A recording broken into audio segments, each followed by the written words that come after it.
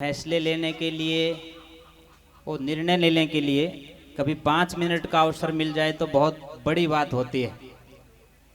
इस पूरे गुरुकुल परिवार के संचालक या मुखिया इस पूरे देश में जिनको एक विशेष शख्सियत के रूप में जाना जाता है, आदरणीय जज साहब, और उनको अपने निर्णयों के लिए भी जाना जाता है। उन्होंने कभी निर्णय लिया होगा तो शायद इतना मिनट का समय नहीं लगाया होगा जितना मिनट का समय आपने मुझे दिया है। जब कोई व्यक्ति गाड़ी चलाता है उसको जज की भूमिका में रहना पड़ता है कि सामने वाली गाड़ी आ रही है और मुझे किस साइड में चलना है। यदि वो भी अपने जीवन का निर्णय उस समय सुरक्षित रखना चाहता है तो उसको गाड़ी की दिशा निश्चित करनी पड़ती है। आप और हम सब बैठे हैं अपने जीवन का फैसला करने के लिए, और सबसे बड़ी खुशी की बात है कि आचार्य संदीपन जी जो वर्तमान समय में जितने भी युवा विद्वान हैं आर्य समाज में उनमें अग्रणी हैं, और जो प्राचीन आर्ष विद्या है उसके बहुत थोड़े विद्वान हमारे पास हैं। उनमें से एक संदीपन जी हैं, उनकी पूरी टीम। उनको बधाई इसलिए देता हूँ कि विपरीत परिस्थितियों में कोई व्यक्ति अपने लक्ष्य की ओर बढ़ता है तो वो बधाई का पात्र होता है। उसी बधाई के पात्र भाई संदीपन जी हैं। हमारे इस कार्यक्रम में बहुत खुशी की बात यह है कि पूर्व कमिश्नर आदरणीय डॉक्टर युद्धवीर ख्यालिया जी उपस्थित हैं। मुझे नहीं पता आप लोग उनके बारे में क्या सोच रहे होंगे, लेकिन मेरे लिए महत्वपूर्ण यह है कि उनके दिमाग में इन बच्चों के लिए क्या सोच चल रही है और वो इनको क्या नई दिशा दे सकते हैं। क्योंकि एकमात्र ऐसी शख्सियत, मैं कोई आपकी प्रशंसा के लिए नहीं कह रहा हूँ, मैं इसलिए कह रहा हूँ कि मुझे पता है कि आपके दिमाग में यदि इनके लिए कोई योजना आ गई तो ये बच्चे जो है बहुत बड़े लक्ष्य को प्राप्त कर सकते हैं। उन्हीं के पीछे बैठे हैं। एक गुरुकुल का नाम लिया अभी मन संचालक महोदय ने, गुरुकुल धीरेनवास। लगभग 1 वर्ष पहले मुझे भी उसमें सहयोगी के रूप में शामिल किया है। उस गुरुकुल को चलाने में पिछले 30-40 वर्षों से जिनका समय लगा है आदरणीय संतलाल पचार जी, पूर्व एसडीएम।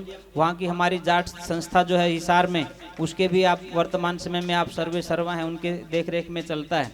हमारी और माताएं बैठी हैं, और बहुत अच्छी खुशी की बात है भाई देशवाल जी बैठे हैं यहाँ पे, जिनको लाखों लोग सुनते हैं। यहाँ सामने बैठे हैं, बहुत अच्छे गीत लिखते भी हैं और सुनते भी हैं। मैं कोई लंबी चौड़ी बात करने के लिए या कोई भाषण प्रवचन देने के लिए नहीं आया हूँ। मेरा कार्यक्रम करनाल में चल रहा था 3 दिन से, तो भाई संदीप जी हमारे बीच में बैठे हैं। वो नेशनल रिकॉर्ड होल्डर हैं। वो आर्य समाज की तो शान है ही हैं, वो पूरे देश की शान है जिन्होंने वर्ल्ड रिकॉर्ड बनाया। कितने 20,000 कितने संदीप 20,000 बार सूर्य नमस्कार।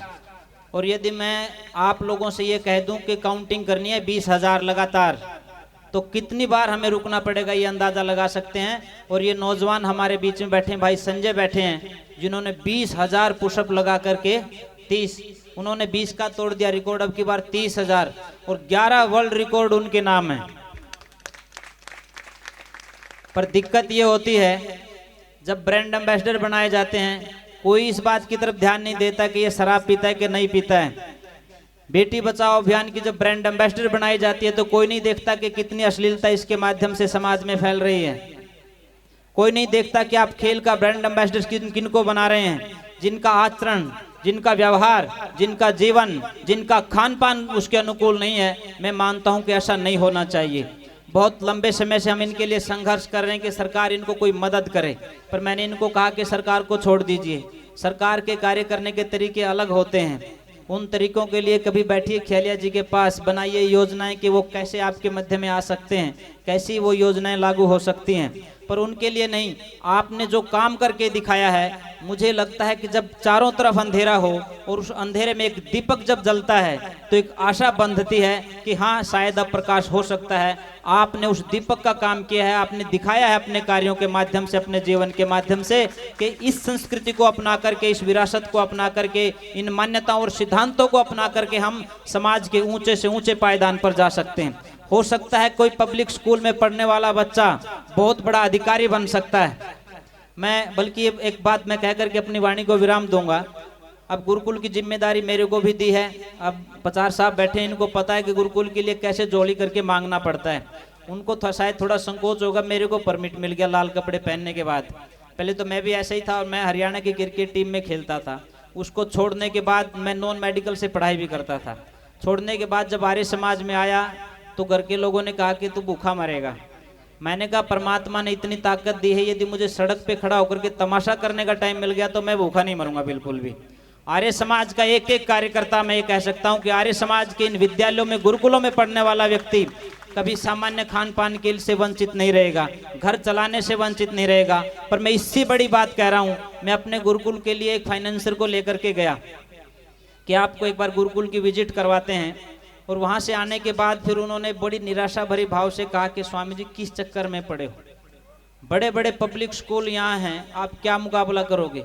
आपने साधारण सी एलईडी लगा रखी है, साधारण आपके टीचर हैं, साधारण परिवारों को ये बच्चे हैं, ये क्या परिवर्तन करेंगे? मैंने कहा जी ठीक कह रहे हैं, क्योंकि आप जिस परिवेश में पले बड़े हैं वहाँ तो 2-2 लाख रुपए महीने की फीस दी जाती है। हम तो इन बच्चों को ये कहते हैं कि जो कुछ थोड़ा बहुत देना होगा तो हम ही दे देंगे, आप आओ तो गुरुकुल में। और आप आश्चर्य करेंगे 126 बच्चे हमारे पास हैं, उनमें से 56 बच्चे ऐसे हैं जिनमें से किसी का बाप नहीं है, किसी की माँ नहीं है, और जो बाकी के हैं उनके पिताजी दारू पीते हैं, शराब पीते हैं। हाथ जोड़ करके उनकी माँ छोड़ करके चली गई, जिनको बस सिर्फ रख लो, हमें नहीं कोई, चाहे आप पढ़ाना भी मत, खिलाना भी मत, पर इनको रख लो, वहां रहेगा तो बर्बाद हो जाएगा, शराब पिएगा। मैं उस व्यक्ति के साथ गाड़ी में बैठ करके निकला और मैंने कहा कि एक परिवार की विजिट करते हैं, वहां आपको मैं किसी से मिलवा के लेकर के आता हूँ। वहां हम एक बुजुर्ग माता जी के पास बैठे और माता जी से ये मैंने जानबूझ करके वो बातें शुरू की कि माता जी कैसा चल रहा है? उन्होंने कहा भाई कैसा क्या चल रहा है? 3 बच्चे थे, 2 तो ऑस्ट्रेलिया रहते हैं, बड़ा अच्छे से कमा रहे हैं, खूब पैसा है, एक ये थारे गुरुकुल वाले ने जो है ना सारा काम खराब कर रखा है। मैंने कहा जी क्या हुआ? कि ना तो कोई इसने नौकरी मिली, अपनी किताबों की दुकान कर रहा है, सामने मेरे दो राजा है, मेरे दो 2 घंटे बात मारा है और चला जा है, और कोई काम नहीं।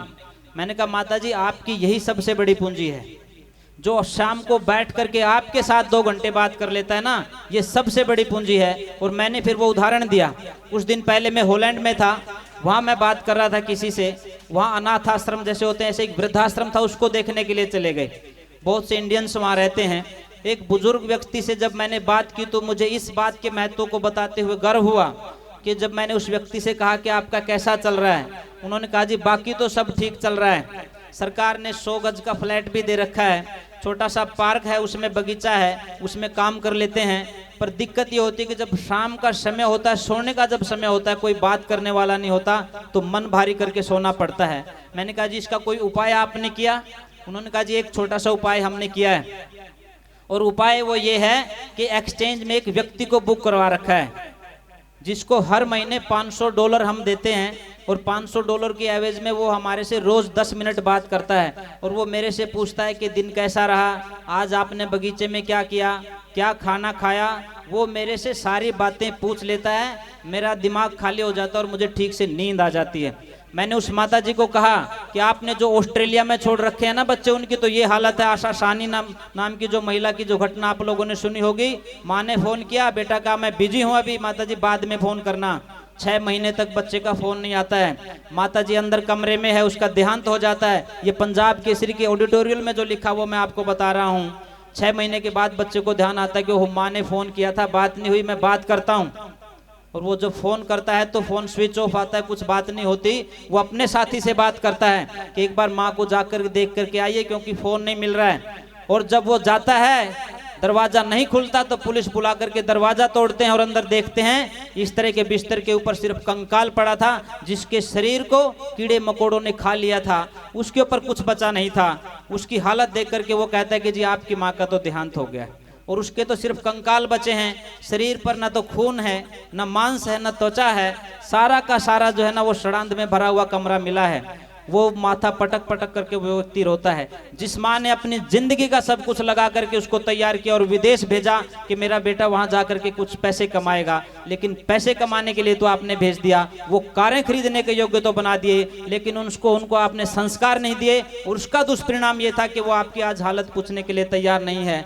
ऐसी घटना में जब पूछते हैं कि भाई आपकी माँ का देहांत हो गया, आप क्यों नहीं आ रहे हैं, 2 बच्चे विदेश में हैं। एक कहता है कि नहीं जी हमने तो बांट रखा है, पिताजी मरेंगे जब मैं आऊंगा, अब माँ मरी है तो उसकी जिम्मेदारी है, उसको जाना चाहिए था। मैं कहना यह चाहता हूं इस तरह के विद्यालयों में शिक्षा का महत्व क्या है उसके ऊपर मैं कहना चाहता हूं। गुरुकुल में पढ़ने वाला विद्यार्थी आपकी आंख में आंख डाल करके बात नहीं करेगा, आपके सामने नजरें झुका करके बात करेगा। वो कभी आपके कहे को मना नहीं करेगा, आपके आदेश को मना नहीं करेगा। और जब सेवा की बात आएगी तो गुरुकुल का ब्रह्मचारी आगे बढ़ करके आपकी सेवा करेगा। और जो सबसे महत्वपूर्ण काम जिसको शुश्रूषा बोलते हैं, बड़े बुजुर्ग के साथ आप बैठेंगे और उसकी बातों को सुनना, उसको शुश्रूषा कहते हैं। बड़े व्यक्ति की बात के सुनने का सामर्थ्य इन बच्चों में पैदा होगा, चरित्र इन बच्चों में पैदा होगा। यदि ये किसी भी बड़े से बड़े पद के ऊपर गए तो मैं गारंटी के साथ कह सकता हूं ये कोई रिश्वत नहीं लेंगे, ये किसी माँ बहन बेटी के सम्मान को तार तार नहीं करेंगे, ये देश की अस्मिता को खतरे में नहीं डालेंगे। यदि हम चाहते हैं कि प्राचीन हमारे ऋषियों मुनियों की परंपराओं को, सिद्धांतों को, उनको हम जमीन के ऊपर उतार के दिखाएं तो इस प्रकार के कार्य करने पड़ेंगे। भले ही संदीपन जी 60-70 बच्चों को लेकर के बैठे हैं, इन विद्यार्थियों में से यदि 2-4 विद्यार्थी निकल करके जिन्होंने अष्टाध्यायी याद की होगी, महाभाष्य याद किया होगा, और बहुत से ब्रह्मचारियों के साथ में साक्षात्कार करता हूं, आपने मिशनारी वर्ग पे देखा होगा, एक एक छोटी छोटी बच्ची बिहार से लेकर के आए, माँ बाप नहीं है, बिल्कुल गरीब है, उसको नजीबाबाद गुरुकुल में ले आए। उस बेटी ने चारों के चारों वेद कंठस्थ याद कर लिए। आप उसको बैठाइए, 3 दिन में फटाफट सारे मंत्र सुना देगी। मैं कहना यह चाहता हूं इस विद्या को बचाने की जरूरत है। और इसके लिए जिन लोगों को यहाँ बैठे हुए लग रहा होगा कि नहीं ये तो सामान्य लाठी चला रहे हैं, तलवार का तो जमाना नहीं, गोली का जमाना, कोई चला के दिखाओ गोली पता चल जाएगा। ये तो प्राचीन हमारी जो संस्कृति है उसको बचाने के लिए, उसको दिखाने के लिए इन चीजों का प्रयास है। ये किसी को मारने के लिए नहीं है, ये तो खुद की सुरक्षा, अपने समाज की सुरक्षा, अपनी माँ बहनों की सुरक्षा के लिए हम लोग ये कर रहे हैं। और इसी सुरक्षा में हमारी संस्कृति की सुरक्षा निहित है। और यदि हम ऐसा कर पाते हैं तो सब मिल करके बोलेंगे जो बोले सो अब है, वैदिक धर्म की जय। आपने मुझे समय दिया, शायद थोड़ा ज्यादा होगा तो मैं माफी चाहता हूँ। बहुत बहुत धन्यवाद।